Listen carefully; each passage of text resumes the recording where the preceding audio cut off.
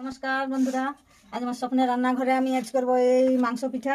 তো এই যে মাংস আর এই যে মশলা, আমি এখন সমস্ত মশলা ছাড়াবো, ছাড়িয়ে নিয়ে করে শিলনোড়ায় বাটবো।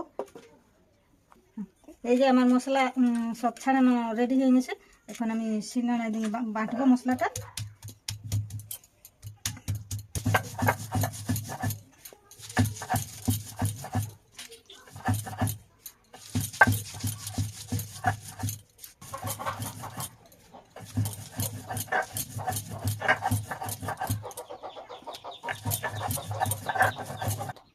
এই যে আমার মশলা যেমন এটা পেঁয়াজ বাটা, এটা হচ্ছে জিরা বাটা, এটা আদা রসুন লঙ্কা সব বাটা, আর এটা হচ্ছে নুন,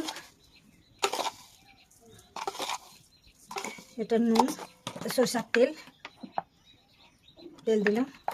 তেল দেওয়ার পরে ভালো করে মাংসটাকে মাখতে হবে।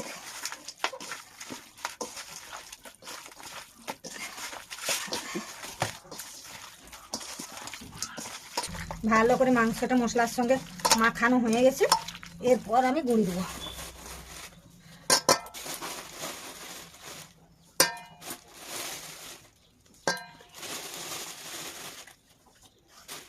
গুঁড়িটা ভালো করে মাংস মশলা গুঁড়ি, একটু জল দেবো,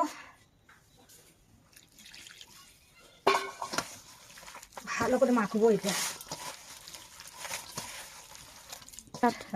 এই যে আমার গুঁড়ি আর মাংস মাখানো রেডি, আর মাখানো হয়ে গেছে। এইভাবে মাখাবে তোমরাও।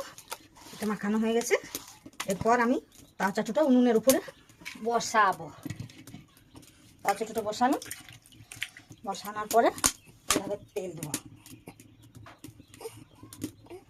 তেল দিলাম, খুন্তিয়ে করে তেলটা চারদিকে মেলে দেবো।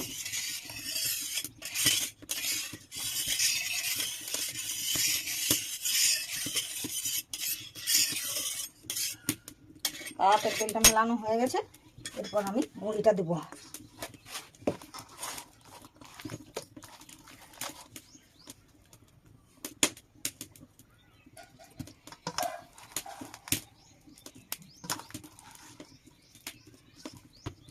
একটু হাতে জল নেব, জল নিয়ে করে এটা বসাবো এইভাবে।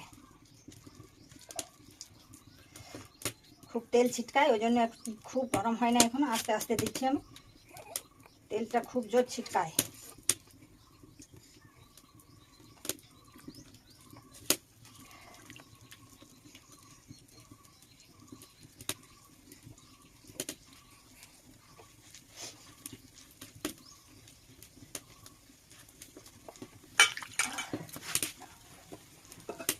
এরপর এইভাবে একটু ঢাকা দেবো।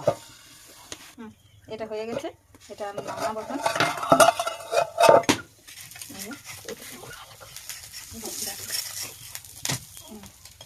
সব পেঁয়াজের মতো কি সুন্দর হয়েছে।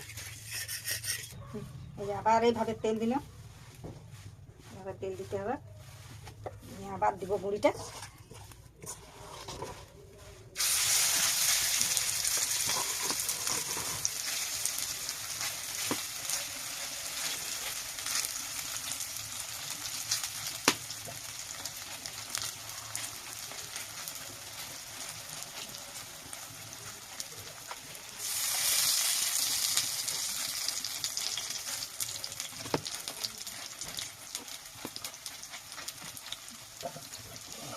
আবার ঢাকা দিতে হবে।